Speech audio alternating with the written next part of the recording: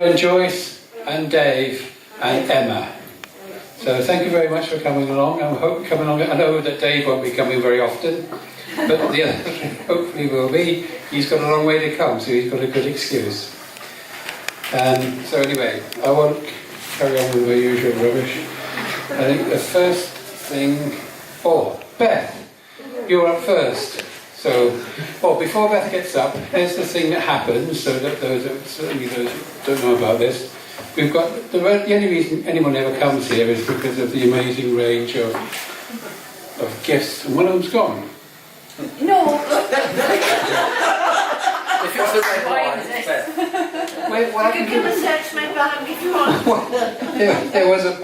There was 4 bottles of wine there, and now there's only... What's happened? Fairies. What's happened? Look in your pocket. There's a thief around there. Something's happened. All kept behind until the owner. Right, anyway. It could have been the guy that went with the cupboard, right? Somebody's half-inched one of the bottles of wine for some reason. But anyway, besides that, we've got loads of prizes there for the raffle at half-time. That's the only reason anybody ever actually comes, for the wonderful prizes. So, come half-time, whoever wins the bridge prize picks the next ticket and you hand it to me and then we get the next one. So that's, everybody chooses, so it's done fairly. So, Beth, your go. Well, I didn't have anything this morning, so I was spoken quite sternly because I'm midday to have something ready by tonight, something this afternoon. Okay, yes folks, that special week has arrived. Eisteddfod week in Abergavenny. Taking the trip to Abergavenny. Do you remember it? I won't sing anymore. We're going on Friday and I'm in a state of high agitation because I can't find my backpack. Essential, coat, brolly, cool pack, sandwiches, etc. We will walk and hopefully exclaim Shwmai, Shwruiti, Shwruiti 100 times and share a few coffees and memories. Exploring the arts and crafts, gawping at the unexplained and the unexpected.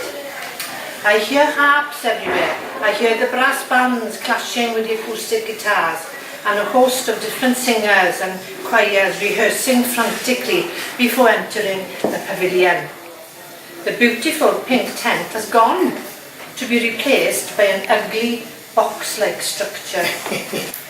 I look up half expecting to see that magical dragon roosting on top on holiday from Game of Thrones. I see Sam Malley in all her glory thrilling young children, and I see the S4C importance striding and pouncing around the mice, hoping to impress us lesser mortals. The old, the young, the English, the Welsh, the Chinese, the American, we all blend. I smell those chips and curry and pasta. I smell the beer and wine. We eat serenaded by rock bands who perform all day. Talking to strangers here is absolutely normal. But I can't find my bloody backpack. Stroke of genius. I wear my fisherman's jacket, stuffed with everything. Just ask Steve. I'm praying for the sunny day.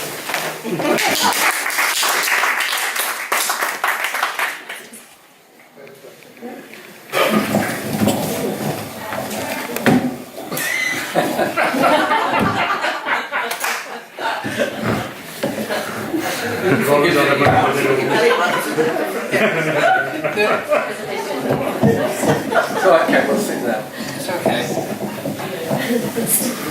I know it's all. This just does not work. I do play in a band, honestly. I think of that problem. 40 years of know-how. I never get an mic thing. Anyway, we've got somebody else again. No, she's just going to waft along the edge. You're eating downstairs, aren't you? Yes. Nothing like embarrassing and on. We're just waiting for Beth to finish off doing the formalities with Caroline, and then we'll get Steve up. You're next, Steve. Okay. Steve.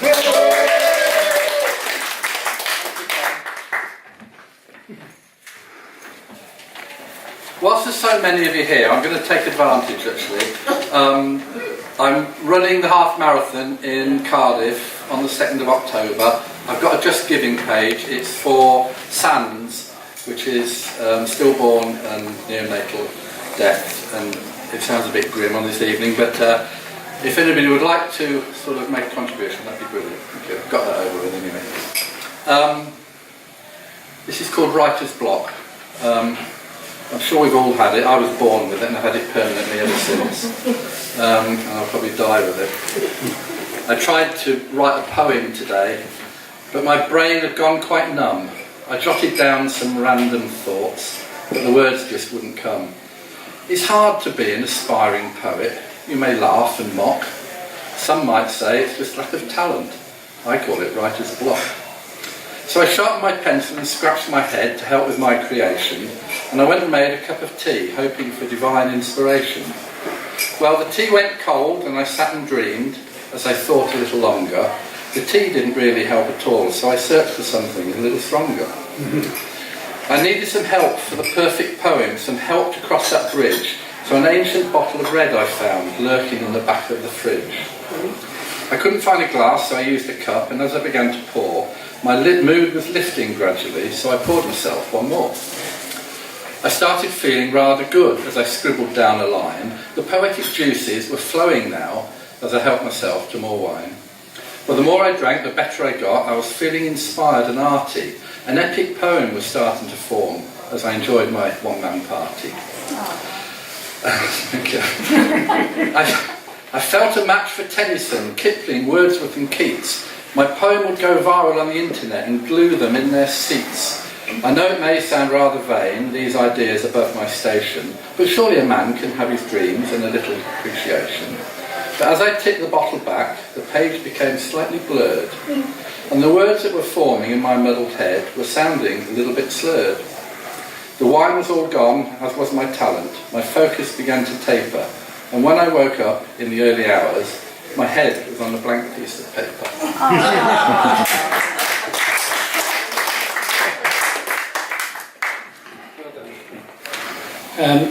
This is the part of the proceedings where Paul gets his go, and more often than not, Paul always has a script where we have a few people seem to are given parts, and we read them out. And here's Paul's go. So, Paul.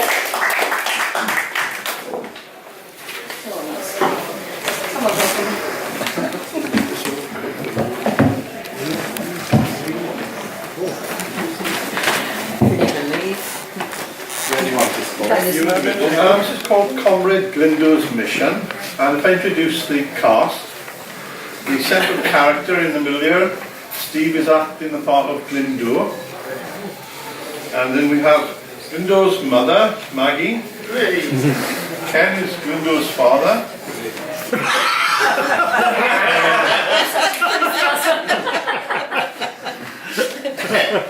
and we have casting it. We have two Soviets on the scene. We have a sexy Russian doll, Svetlana. And we have a Soviet spy master, who is acting the part of Yuri. Glyndwr is Welsh. Yeah, so you're in Karen, so you can be Welsh. I've got to be joking. Right, I'm the narrator, so I'll kick things off and fill in bits in the story as we go along. 1960 Swansea school days were tough. Glyndwr went to a rough all-boys comprehensive. The teacher saw Glyndwr as argumentative, and he was expected to join the school debate in society. He was for and against the idea. The next motion for lunchtime debate was, this house believes in the triumph of communism over capitalism. As the date for the Cold War ideological debate drew near, no one volunteered to propose the motion. Who could blame them? The school was no hot spot for Reds under beds. Play was more popular than politics, and indifference was a favourite ideal. The headmaster used flattery and it worked. Glyndŵr was persuaded to propose the motion, to champion the triumph of communism. Not impressed by Lenin's one step forward, two steps back, I approached speech making sideways on. What the audience didn't know about the Bolsheviks and Trotsky, I wasn't going to tell them. I stuck to the Soviet 10-year plan. There was a copy in the school library. I wanted another layer of padding for my speech, so I wrote to the address on the cover of the Soviet plan. I saw facts and figures for the benefit of the ignorant peasants at my school. I mentioned that I'd never been on holiday to Moscow and would love to visit soon. An envelope arrived. It was stamped USSR official communication. There were no holiday tickets, just an invitation to meet a Mr. Popov. My parents were uncertain what to make of the London Embassy invite. If we do let you go, don't accept drinks. They could be drugged and then they'll ship you off to the salt mines. Your mother is right. Be careful. Don't touch any caviar. And don't go and get brainwashed. Can't do as brain, can only do with a clean. That's not funny. This is a serious matter. Maybe we'll be allotted a family holiday in Moscow. You'd be going up by yourself. We prefer the caravan. But what if it was free? No, it freezes solid in Moscow and Russians are not to be trusted. They killed their royal family. They turned the palace into a doss house. So can I go to London then? I'll talk to your headmaster, then we'll decide. The headmaster persuaded my parents that an embassy visit was good for my extracurricular development. Monopoly Board London was easy to navigate. I found Kensington Palace Gardens. At the embassy gate, I thrust out my letter of invite. A guard with a face like an ugly dog handed the note to a second soldier. They exchanged sentences in gruffest Russian. The first soldier looked through me, tapped his gun and barked. He was interrupted by the waving hand of his comrade. Led to a back entrance, I was marched to a side room and ordered to sit on a cold chair. I studied my shoes until a friendly-looking official arrived. His name badge said K.G. Bazalov, but he called himself Yuri. I'm honoured to make your acquaintance, Comrade Glyndŵr. Your reactionary government expelled Popov, the officer who had been assigned to meet you. I'm standing in for him. Do you possess useful intelligence? Our headmaster says I've got a devious brain. Yuri supplied mountains of information. He loaded Glyndŵr with as many transcripts of history-changing speeches as he could carry. And Yuri asked a lot of questions. What is your papa's politics? How is he connected? My father is a labourer for a bricklayer. He votes sometimes, but he has no interest in politicians. Sorry, what does connected mean? Who does your father know in government and at Oxbridge? Nobody much. The local councillor goes door to door before elections. My parents pretend to be out. Yuri laughed, his fat jaw rocking his blotched face. When Yuri got called away, Glyndŵr surveyed the room.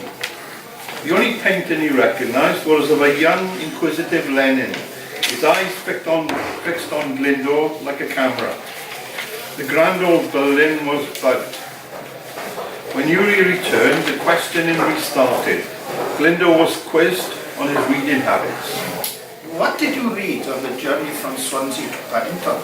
I read War and Peace, Crime and Punishment, Anna Karenina, and the sports section of the Morning Star. Will you apply to Cambridge University? Yes, to read history. Has your study of history led you to believe in the cause? The cause of what? The Marxist-Leninist cause. Oh, that cause. It's why I'm here, actually, for propaganda, to persuade the boys back in school. A young man should devote himself to the correct cause. Do you agree? Absolutely. Glyndŵr's face shone with enthusiasm. but he was unsure what he was agreeing with. This year's Eton boys are an exceptionally dull lot. We've been tipped off that comprehensive school alternatives have cheaper tastes. You fit a particular profile.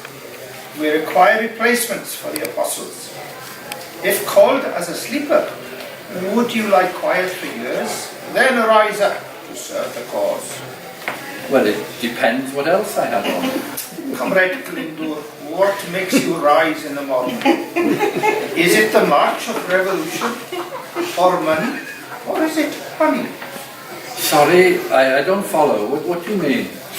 Would you prefer a full wallet, a fresh-faced boy, or a sexy Russian doll? Me? I've not had much luck yet with the ladies yet, but for a pretty girl I'd do anything. Yuri was satisfied with the answers he pumped out of Glyndŵr. Back in Swansea, when Glyndŵr described the embassy encounter, everyone thought he was making it up. He gave up recounting his adventure and got down to preparing the speech. No one at the school read Soviet 10-year plans, so he didn't have to bother about accuracy. Propaganda snippets would do. Glyndŵr's strategy was to be dogmatic and to spout statistics. The lunchtime arrived to consider the pros and cons of communism and capitalism. The audience resembled farm animals, a herd of chewing faces. Glyndŵr thought his points were telling, but maybe he should have said more about Soviet footballers, less about tractors and grain yields. Glyndŵr would have voted for himself. The audience was not of the same opinion. The emotion was rejected unanimously. After the speech proved a disaster, Glyndŵr tried to concentrate on schoolwork, but his final grades were diabolical. Not even the KGB could smuggle him into Cambridge. Yuri made arrangements for Glyndŵr to enroll at a local university, and to cheer Glyndŵr up, Yuri introduced him to a gorgeous but giggly Russian girl. Oh, Svetlana, you are a beauty. Not bright, but a beauty. To my last day, I will remember our first connection. Your kisses were filling, like swallowing a full jar of honey. And I love you, sexy Welshman.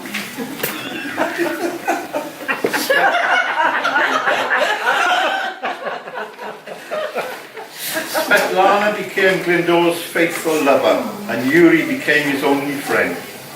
In between romping with Svetlana, there was serious sly work to do. Following graduation, Glyndŵr became a junior duplicity officer at government offices in Cheltenham. His day job involved taking photos and emptying baskets and bins. He dabbled in office politics. Compromised workmates were caught with their garments down. Each day brought something new and devious to do. Yuri, Glyndŵr's handler, wasn't always available for a chat. Yuri's duties took him to careers conventions at public schools. Why not recruit state school malcontents instead? And it could change the course of history. No, comrade, no. Your recruitment was a one. Why should I bother to penetrate the proletariat when I can access the wayward daughters of deans and the troublemaking sons of dons? Glyndŵr awaited foreign assignments, but he went quiet on that front. Time went by, years passed, decades elapsed. Yuri's hair now matched his grey suit. Why the wait? Was this something the handler hadn't mentioned? There is not a problem, Glyndŵr. You must be patient. The sleeper has to wait to the wings, train and prepare. To keep fit, I did press-ups on my bent knuckles. I often gave up smoking, and to keep my mind active, I completed a correspondence course in charm and infiltration. I took evening classes in bribery, burglary and blackmail. I awaited operational developments. There were none. Middle age came and went. Finally, I was summoned to Moscow to be decorated for years of patience as a sleeper. I blended with the long queues at McDonald's near the Kremlin, not the first disillusioned customer to order a quarter pounder. It was a stifling summer afternoon, too hot to eat in, so I sat on a wall, removing my fur hat. I demolished a suspect ready meal, patting the proud medal in the secret pocket of my blazer. I wandered around Moscow, skirting the cobblestones of Red Square and the potholes of Russian District. At a cafe in Gorky Street, Svetlana joined me. Oh, Glyndŵr, my clumsy Welshman. You've splashed kidney and cucumber soup on your blazer. No matter, I eat off later. Let's order chicken Kiev, tomatoes, dumplings, and goose with apples and prunes. At the end of the feast, Svetlana and Glyndŵr picked pecks of pickled pepper from their teeth. They gargled the traces with the fine wines of Georgia. Glyndŵr, I have hots. Let's find hotel room where we can do our duty. Glyndŵr lived in a changing state. He had no sooner learnt what the letters USSR stood for than the 15 republics disaggregated. By the time he finished decades of agent training, the Cold War had ended. Glyndŵr enjoyed a fat state pension, but after years of lazy espionage as a sleeper, he suffered from insomnia. He spent the early hours counting sheep and making love with Svetlana. His days were passed writing his memoirs. With Svetlana, he shared a villa by the docks of Vladivostok. But Glyndŵr was restless, so he resolved to move on. He decided to live anonymously in a sleepy town in the decadent West. Svetlana, my sweetheart, pack the false passports. Where are we going, darling? To the land of my youth, where people talk in sing-song voices. We can learn Welsh together. No sooner had Glyndŵr and Svetlana arrived in Llanelli than they had a visitor. Yuri showed up. Glyndŵr, Svetlana, I have truly momentous news. Our esteemed leader, Comrade Putin, wants you to come out of retirement. You are to meet him at the London Embassy. They are sending you to Syria and then into the Islamic State. Why? To replace Comrade Popov. What is our mission? To stay alive and play I spy. What happened to Comrade Popov? He was beheaded. And had he been tortured? Unfortunately, comrades, shit happens. But stay positive.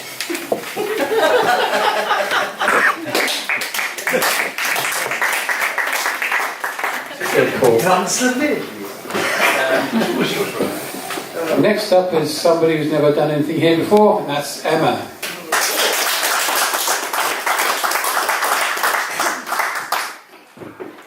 Thank you, it's lovely to be here tonight, and I've got a poem that I wrote a few years ago for Burns Night. I was asked to write the reply to the laddies from the lassies, so I tried to do something quite funny for the dinner that we were at. So here we go. It's called Ode to Man.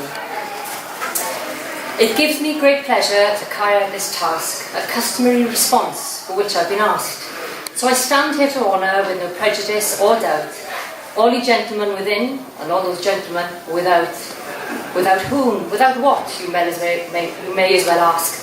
For the brains and love of a good woman, of course.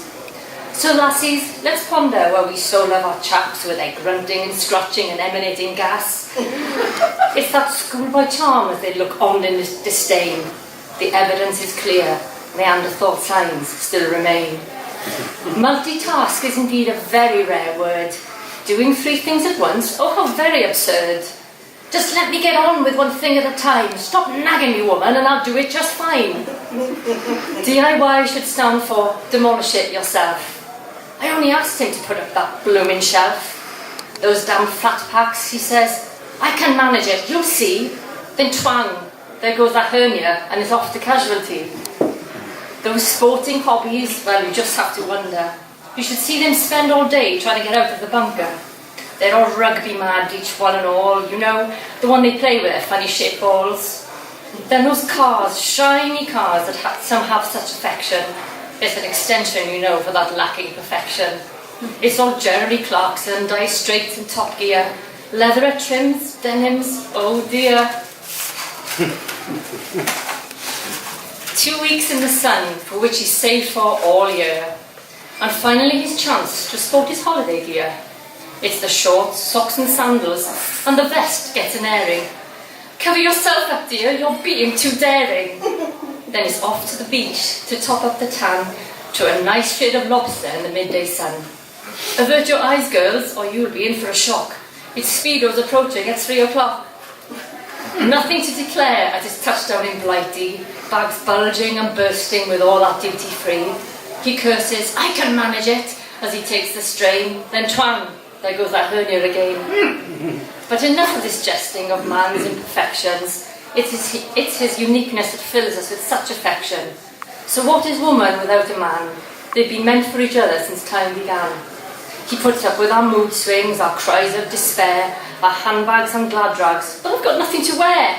Our incessant persuasion for which we are famed, life's misfortunes and mishaps for which he is blamed. They have fought for our country and died for their nations. Their legacy inspires whole generations. They are strong and protective of their children and lovers, their mothers and fathers, friends, sisters and brothers. I hope you laddies have not been offended. It's all in good humour for which it's intended. For ye gentlemen all present, we gladly do boast. For lassies, please be upstanding and join me to toast.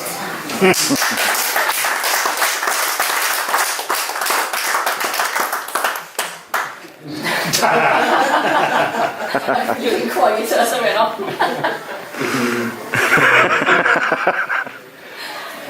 Maggie, you'll go next, will you? It's only a short little piece called Kiss and Tell. Some of you may have heard this before. I don't know whether I've read it here or not, but I know I've read it somewhere or other. I'll tell you.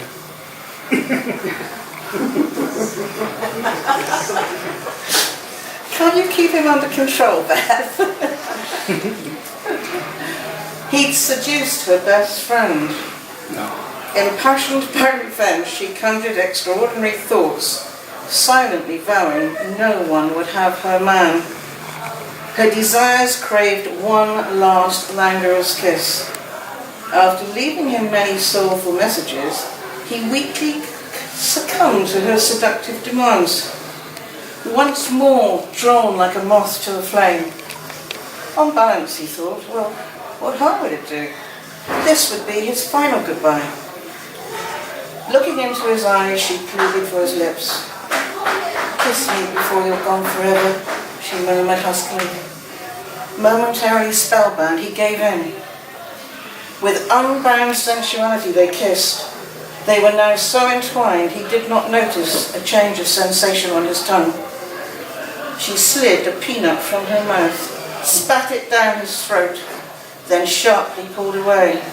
Die, you bastard, she hissed. Gasping for breath, he slid to the floor, his hand reached up to her. She walked away, leaving the peanut to provide his anaphylactic shock. How sweet or evil was her revenge?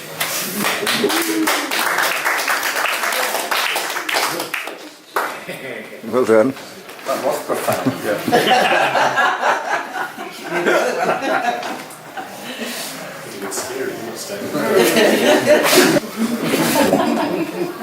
Yes, you had said that one before.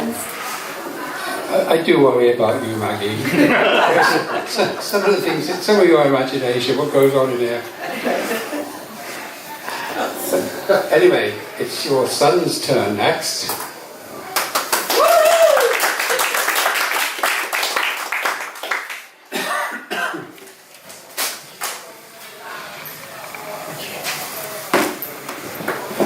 Didn't know I was coming until about 6 p.m. tonight, and didn't know where I was coming until we arrived in the car park. And then I thought we were having Italian and realised we'd already eaten. And so I wrote a poem about 3 minutes ago, and there's lots missing, so I've called it Between the Lines.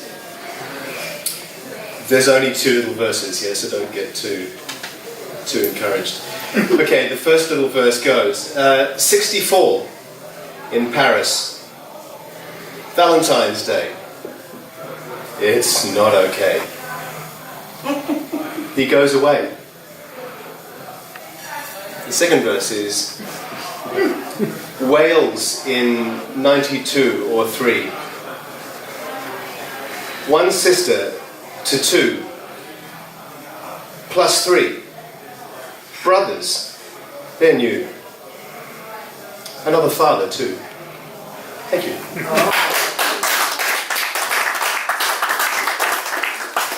Next.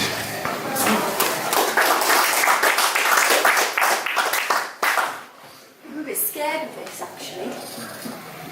Be afraid. There we are, okay. Some of you heard this before. We were set the task to write about shoes, so I wrote about shoes. You may have seen this, Emma. Anyway, it's called Shoes. Sexy, shiny, high and mighty, 6-inch heels and crimson red. Fat men stare with dribbling mouths at this direct offer to come to bed. See the well-formed legs go walking down the street of sex and lust. She's so expensive, but she's worth it. This streetwalker is quite of a crust. Flat and dowdy, Mother Earthy, absent heels and muddy brow. Children dancing around her ankles, clutching at her cheesecloth gown. See the unshaved legs go walking down the path of maternal cares. Her life is organic, but hey, it's worth it. This woman is hot on green affairs. Black and work-like, hot and smelly, rubber heels and knotted laces. Weary, aching, night-shift body, tired of bloods and hemostasis. See the black-clad legs go walking down the wards of hope and death. Her wages a pittance, but it's worth it to ease her patient's dying breath. Satin smooth and pastel pink, tied-up ribbons, rock-hard shoes, long-limbed thighs and arabesques. Their ballerina holds her pose. See the white-clad legs go dancing across the stage of hopefulness. The pay is little, but it's worth it to sustain ambition's ruthlessness. Dancer, mother, nurse or whore, there are shoes to fit them all. From free-range farms in sunny Kent to seedy rooms in the urban sprawl. See those ladies' legs move swift and into the street of yesterday's monochrome dreams. Forget the present and welcome the past when nothing is as it seems. Close your eyes tightly and free up your mind to fly over the dark terrace roofs where people make love, quarrel and sleep, oblivious to our seekers of truth. Hold my hand tightly and let me take you down to the black inky sea. Watch the moon admire herself in the ocean, desiring homage from both you and me. Close your eyes tighter and allow your senses to welcome the damp, salty air as it soaks and saturates your flimsy clothes, making a Medusa-like mess of your hair. Cover your ears as the silence is broken by the scream of the midnight train as it rushes by relentlessly, screeching its raucous, discordant refrain. Follow the train with its slumbering passengers until it stops at the hushed railway station. Consider the people who are travelling west to their final desired destination. Wave them goodbye, though they cannot see us, for we are just ghosts in the night. Feel the silence descending once more like a curtain as the train rumbles on out of sight. Pity the boy who sits alone on the bench of sorrow and grey misery. Feel his despair as he longs for the girl who has just become near his doom. Listen to the emptiness of the station at midnight with its lonely, lovelorn young man. His face is pained, tormented and tragic like a study in grief by Gauguin. Steal away quietly, do not disturb him, be an invisible thief in the dark. Depart from this platform of sorrow and sadness and the boy with the broken heart. But leave him his dreams, do not deprive him of his few last morsels of hope. Bid him farewell and say a quick prayer that he will be able to go. Speed northwards to escape the drab, bitter streets. The course in Swansea University in Egyptology. And one of the things that I picked up was that each pharaoh used to do a lot of PR after they died to aggrandize what they had done, like the Romans did as well. The Caesars, they all liked everybody to know everything that they had done. And they also liked to know, to be sure that the people who followed after them remembered who they were. So I did a little poem under the style of this. I called it For Eternity, a translation. Behind I've left my trials and tribulations, the call to arms, the pressures of the nations, political necessities and sacred duties too are well forgot and now bequeathed to you. My spirit now, rebound, can rise into the sky. Mortal remains well wrapped, I leave as well as they lie, to earthbound splendour, fit for times enduring, with passage rights, my eternal home securing.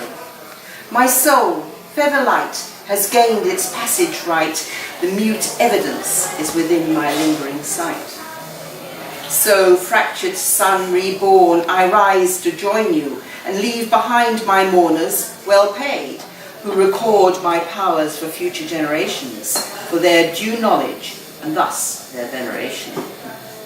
Therefore will they see and marvel at the tale, what might and power I wielded, on what grand scale my buildings were created, my people fed, my name widely known. So here, in immortality and great fame, lies one who, in their time, was just and mighty, yet a humble believer, wise and well beloved. Here, the inscription is obliterated. Out of the window, watching the rain run down the pane, fracturing the empty street scene into diamond rivers on glass. Inside the shop it was warm and dark. So dark, she had to put the lights on to see the shoplifters. There were always shoplifters when the weather took a turn for the worst. On dry days, especially days that were sunny, they frequented the parks and the coast with their cider and fags, but the rain brought them indoors ready to earn some extra money by thieving. They saw it as earned income, had to move off the sofa to get it, unlike benefits. Benefits were free, no effort needed, except the walk to the spa to use the cash point. Last month they had a week of extreme heat and sunshine. No shoplifters. Mr. Harry's noted profits were up that week. He said the town was entering a renaissance. Things had turned a corner. The recession had ended. Brexit has spoken. Bella knew it was the weather. No thieving, you see, so no loss of stock, so more profit. The thought of Mr. Harry's reminded Bella she'd put the lights on in August. He'd lecture her on the cost of her action, if he knew. Mr. Harris was so astute about some things, but was completely blind to the thieving. He believed they were his people. He was born and bred here. They look after their own, he would offer a remark to the empty shop, so no one would steal from him. Unless Bella meant the Poles. Now they'd all be blind. Not Welsh, you see. Not from the Gwendron. Foreign. As was the English staying on the camp with their £10 sun holidays. They would steal. English had no soul. Devil's breed. Thoughts of Mr. Harris and his racist garbage made Bella more depressed. If she could muster enough energy, she'd leave here. Why, she would as well. Show them all she could do it. The rain now came in torrents and ran down the road as the drains stopped coping. Well, maybe she would leave. When the weather cleared up. No sense in rushing to leave. No rush. No rush at all. She told herself that for the last 10 years, she'll move on in the autumn. This would become winter, then spring, then summer, then autumn again. At the moment, she was focused on the autumn phrase. She'd leave with the swallows. Yes, that's what she would do. That cheered her up. She'd made a decision. Well, for the day at least. She was so concentrating on her escape plans, facing the rain-shattered street, she did not notice the man who had come in. Esgusodwch chi. Ydych chi'n gwerthu matsys hir? Bella was suddenly transferred back into time by the sound of the lush. So beautifully spoken, such R sound, such depth. Why, she'd have sworn it was Burton asking her out. No, wait. What has he said? She was aware of the sound, but not the content of the Welsh. Bella was learning Welsh, but hadn't got very far. She went with Kerris and the bakery every Tuesday to the chapel hall to hear Mr. Jones mutate his verbs and then repeat them parrot fashion. Bella struggled to stay focused in the shop, remembering how Mr. Jones's Adam's apple bobbed at a furious rate when mutating. Sorry? Bella remembered the word from the class and spoke it as she turned. The man in front of her stood tall, straight, with long hair swept back dark, like his skin was tanned, and big brown eyes. Eyes that held you tongue-tied. Eyes that took you to faraway shores and crashed you in the warm waves. Eyes that drowned you in vats of honey. Oes gennych matsys hir? He repeated with a smile. Bella felt giddy. If she hadn't turned the lights on, she'd have missed those eyes. Sobbed the electric. Sobbed Mr. Harris. Here was an angel standing before her. The man reminded her of that Italian actor from the TV, the one that spent time eating in cafes and solving crimes. He was gorgeous, and here, with her, an empty shop.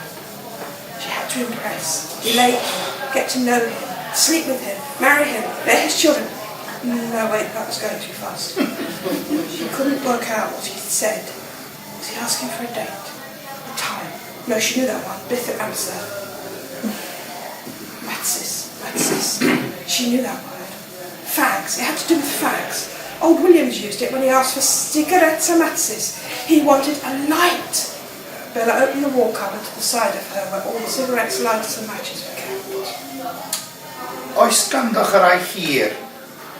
Dwi ddim yn ei gweld yna. The man smiled at her, and the blood in her body froze, then thawed as the smile touched the corners of his mouth and languished there for all eternity. The man took in the small woman, whose skin was pale like the colour of underdone pie pastry. These girls from Barney's were never a good colour, spent too long in front of the telly, not enough fresh air. But this one was tidy, pleasant to watch as she moved among the shelves looking for his matches. Chi yn deall Cymraeg, ydych chi? Oh, God. A question that could require a yes or no answer. But there are at least 20 ways of saying yes or no in Welsh. Which one did she pick? 5. And I waited for the man in his white van, hoping it would soon arrive. I daren't go to the loo, and this is quite true. They're waiting till you go away, and then they sneak a note with the following quote: "We called, but you weren't in today." So I kept my cool, it's my golden rule, and called their helpline direct. And a nice lady's voice gave me the choice of 4 different options to select. So my story will unfold when they asked me to hold. My call was important, they said. Then they played me some stuff by Rachmaninoff and other composers, now dead. This was all very taxing, but I started relaxing, tapping along with my feet. 10 minutes had gone when Mozart came on, and Tchaikovsky with his Nutcracker Suite. I enjoyed the clarinet in Mozart's quartet and the intricate structures within it, and I got to know Paganini and also Puccini, and only for 10p a minute. Well, the time went so fast, but I had other tasks. I needed to go shopping at Aldi, but I listened once more to a tune I couldn't ignore. It was 4 Seasons, I think, by Vivaldi. Then the classical stopped and they went for the pops. You know that one by Thin Lizzy, and a nice lady's voice gave me the choice, saying all our operators were busy. So I have to say sadly, though I enjoyed their medley, and I don't want to sound like a martyr, but I never got to speaking to a real human being, but I enjoyed the Moonlight Sonata. So heed my sad tale if you order by mail, and take my advice, I say. Don't chance to luck, because they don't give a toss. Just wait on your doorstep all day.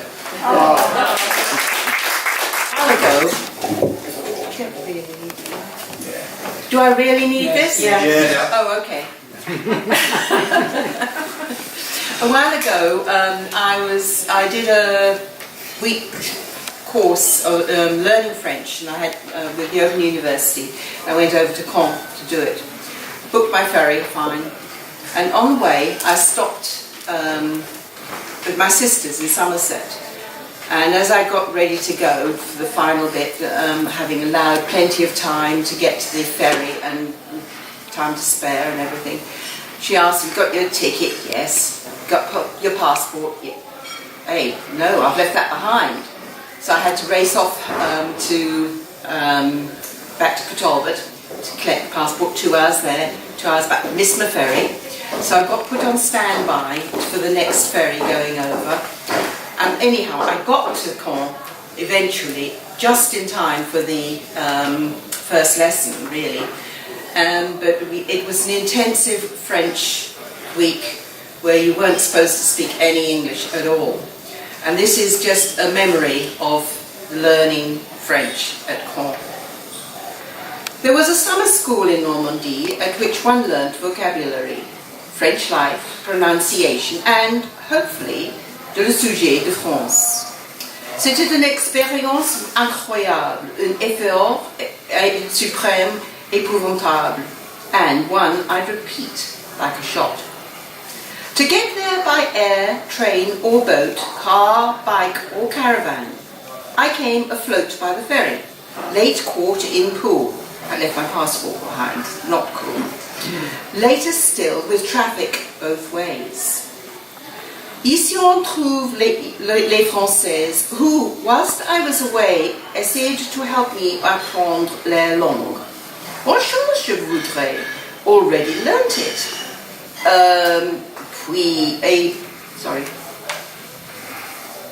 Et puis, I brought dictionnaire, grammaire. I sought avis, assistance, aid, and aught else I could to get the accent.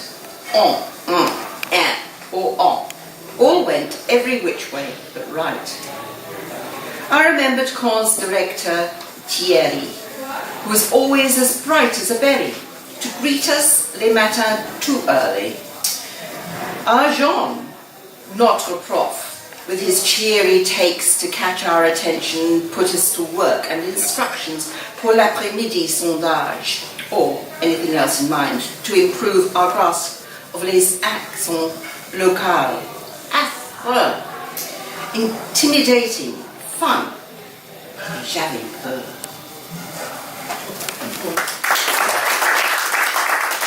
In your hands, and you work till the tide is turning, digging all day as she shows her the way. That's the young girl you're learning. They riddle all day, filling sack after sack, tired, cold and yawning, but the work can't stop. You wait till you drop, or there'll be nothing to sell in the morning. Cockles, buy your cockles from me, because I dug them myself, sir. They are fresh from the sea, the best your taste buds will savour. A fine glass of beer will add to your cheer and enhance their delicate flavour. And that is a refrain to the first bit of the song. I want someone to write some music for that, please. This is called The Cockle Women of Penclouth. The cockle women of Penclouth, often concealed in the sea mist shroud, laboured daily in streams of sweat, muddied, salted, soaking, wet. A living to be got off the treacherous shore. Demand was always for more, more, more. Yesterday's cocklers were not rich or greedy. Their living was meagre, often quite needy. Today, things have changed. The small cockle is famed. Its status has risen with the passage of time, cooked with bacon, lava bread, and a splash of white wine.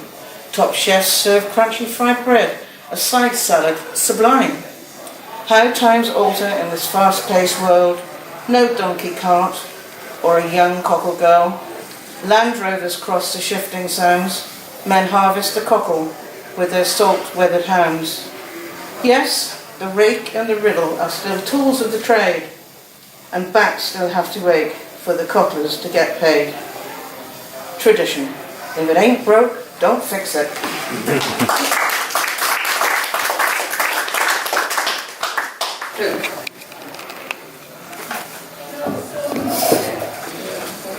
Some time ago I started a series of writing sketches of relatives as I remember them from childhood. And this is one, my mother's mother. My grandmother died in my bed.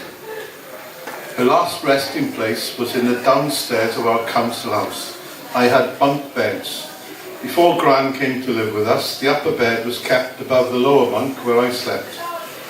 With Gran's arrival, the top bunk was commissioned as a spare bed, lowered and set up in the living room. Arriving home from school a week after my grandmother's funeral, I noticed that the upper deck was back in my bedroom. No one mentioned it, neither did I. Was there anything to say?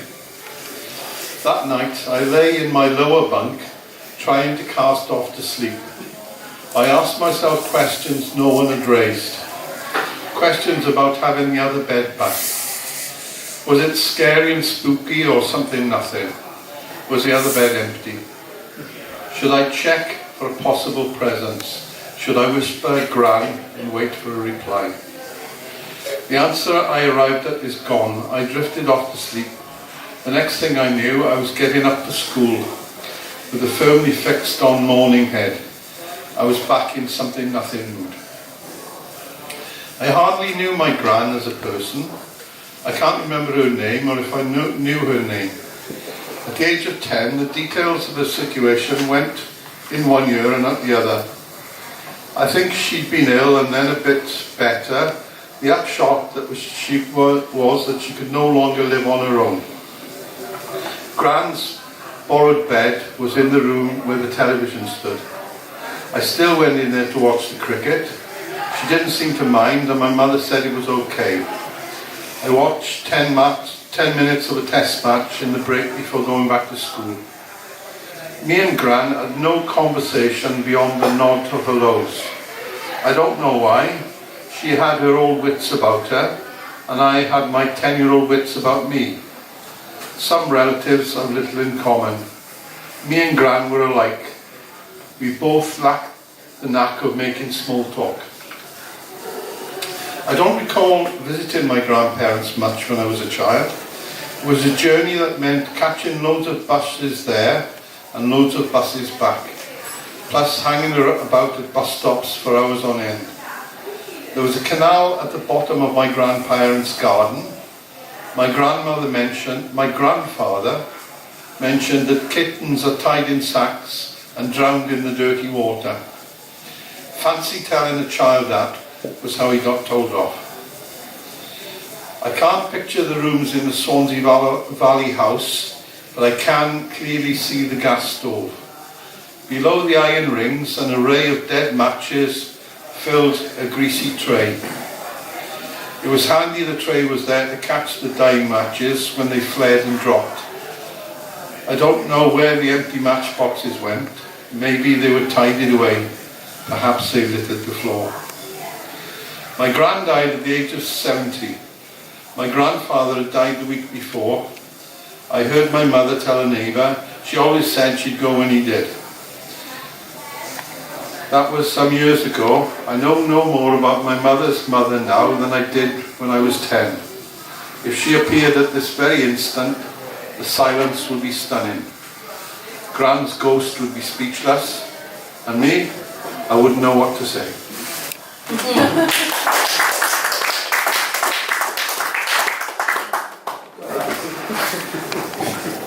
I'm only going to do a little bit of this because I can't suss out the sort of level of the audience. I don't know how broad-minded you are. So there's only going to be a little bit of it, and then I'll stop. And maybe next time, if you're good, you'll have the rest of it. You're very broad-minded. Yeah.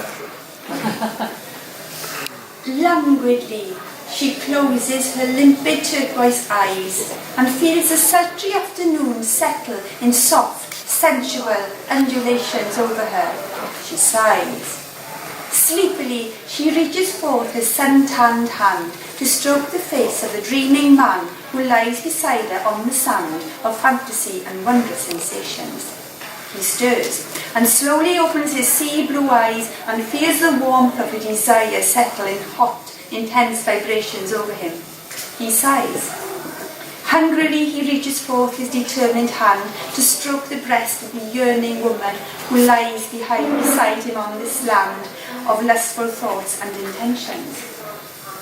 She turns towards him, her curious fingers searching and testing. The sunlit hair falls in a brilliant shower. The soft touch lingers. Together they rise and watch the yellowness of the solar orb, that seductive temptress, drop slowly into the indigo sea.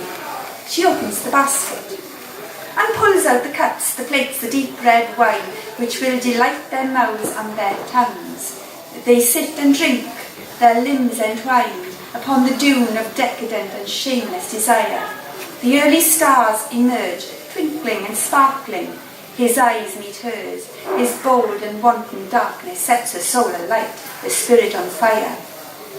Her hunger demands such food as his thoughts, his mind, yet her body must be fed, or it will fail to sustain this act, the super-sensual kind. The nourishment which she demands, craves, and must have.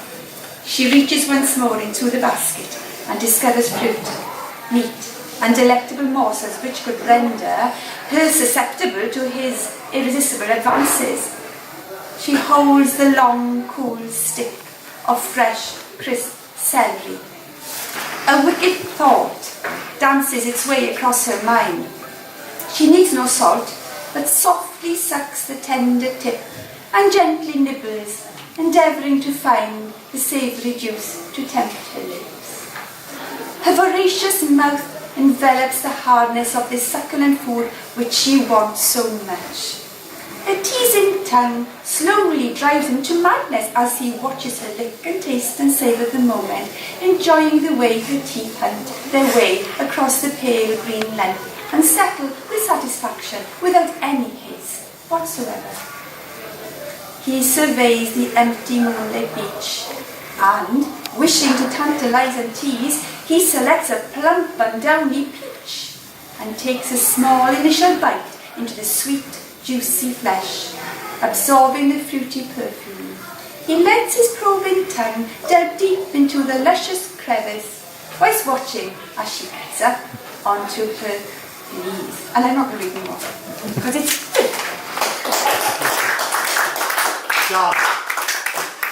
You just want to make sure we come back next month, don't you? Good work. This is less than 700 words. It's, for those of you who know birdies down on Mumbles, this is based on birdies, if you know the cafe. Cyril walked slowly from the car park to the restaurant. Usually a man with Cyril's expectation of pleasure would hurry. But Cyril wanted to savour the anticipation, the prospect of choosing off the menu, the saliva building in his mouth as he fondly remembered his past meals there. Once a month, Cyril went Italian. Italians, he believed, knew about food. They had an instinct to know which flavours would bring out the best in a dish, which would enhance the caress of taste as it crossed the tongue. Cyril was in ecstasy, even before pushing the door open. He chose a corner table between the two floor-length windows that looked over Swansea Bay. Cyril considered the menu. This was the hardest part. Easier was the drive over, the stroll and choice of table. But with the food, Cyril wanted it all. As he looked through, slowly reading the ingredients, he began to feel his heart race. He read the description of the seafood spaghetti, and by the time he'd reached the last two ingredients, squid and mussels, a small drop of drool hit the menu. Now he knew he was at his peak of arousal. Now he was ready to indulge his desire. Cyril ordered the sausage tagliatelle with creamy mushroom sauce. He had it before, and it never disappointed. The small pieces of herb-enhanced sausage were delicious when rolled round the mouth. Sparkling water arrived. Cyril would only drink water with a meal of this quality. Otherwise, it would hamper his performance. At last, his meal arrived, and Cyril wasted no time in admiration of the dish, but began pushing it into his mouth. Each thrust of his fork encouraged him to eat more, eat faster, continuing thrust after thrust until the climax of expectation and fulfilment left an empty plate. Partway through this, Cyril felt a little ill. He put this down to indigestion. Something he suffered with, and he knew he should eat slower, savour every mouthful. But no, not with a main course. That was about quenching his desire. Pudding was for savour. Cyril finished the meal in record time. He moved over to the display cabinet of puddings and ordered a large portion of chocolate tart that was 4 layers of chocolate sponge and cream on a pastry case, then dusted with cocoa powder, served with double cream and a portion of fresh whipped cream inside. The thought of sucking on this dusky tart aroused his desire. This was exquisite. He eyed the teas in the cabinet and knew it was for him. No question.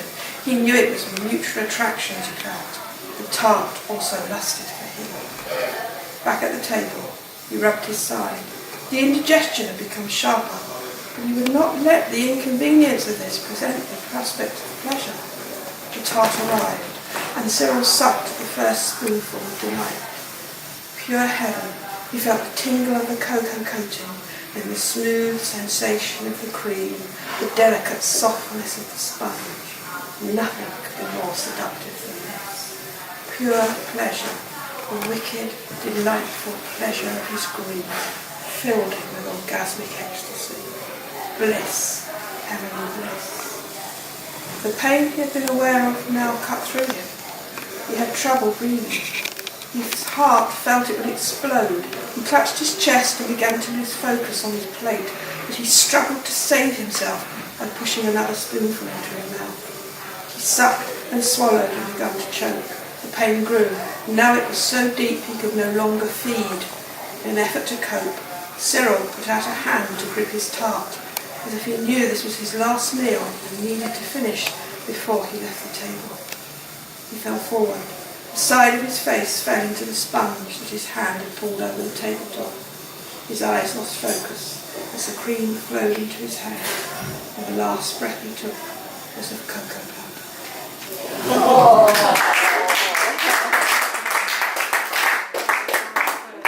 Go and visit Vernon. Murdered by a tart.